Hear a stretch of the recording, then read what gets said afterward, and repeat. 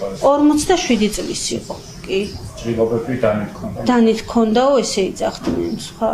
გორის მუნიციპალიტეტის სოფელ ტირძნიში ქალი მოკლეს გავრცელებული ინფორმაციით მომხდართან დაკავშირებით დაკავებულია 50 წლის ვეფხია ტატიშვილი, რომელსაც ბრალად ედება არარეგისტრირებულ ქორწინებაში მყოფი ქალის მკვლელობა. როგორც სოფელში ადგილობრივები ყვებიან, სავარაუდო დამნაშავემ 112-ში თავად დარეკა და შველა ითხოვა. სასწრაფო სამედიცინო დახმარების ჯგუფს კი 45 წლის ლელა მდინარაძე გარდაცვლილი დახვდა. მოკლულს 3 შვილი ყავდა. Ქიმი რო გამოვიდა რომ პირველი ჭრილობა გულში აქვს მიყენებული და რავი სხვადასხვა ადგილებზე კიდე რამდენიმე ჭრილობა აქვს მიყენებული დანით.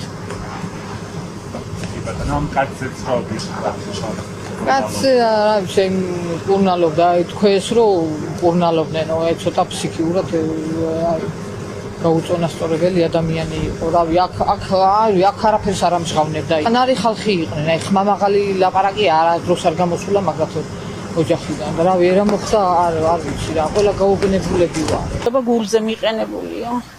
გულზე. ადგილზე დაიღუპა. კი, ადგილზე დაღუპულა.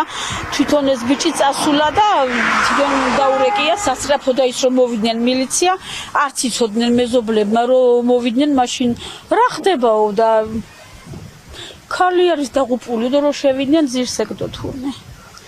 თვითონ დარეკა ამ კაცმა? კაც დაურეკია თვითონ, ხო. გამოდის თვითონ ჩაბარდა ეს. ხო, კი. ჩემი მომხმარებელი იყო, მოდიოდა ხშირად.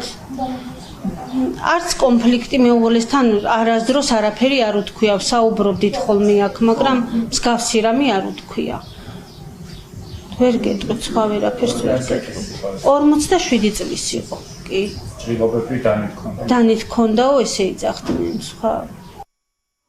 შინაგან საქმეთა სამინისტროს ცნობით სამართალდამცველებმა ჩატარებული საგამოძიებო მოქმედებების შედეგად ერთი პირი ცხელკვალზე დააკავეს. პოლიციამ დანაშაულის ჩადენის იარაღი და ნივთი მტკიცება დამოიღო. გამოძიება განსრახ მკვლელობის ფაქტზე სისხლის სამართლის კოდექსის 108 მუხლით მიმდინარეობს. დანაშაული 15 წლამდე ვადით თავისუფლების აღკვეთას ითვალისწინებს.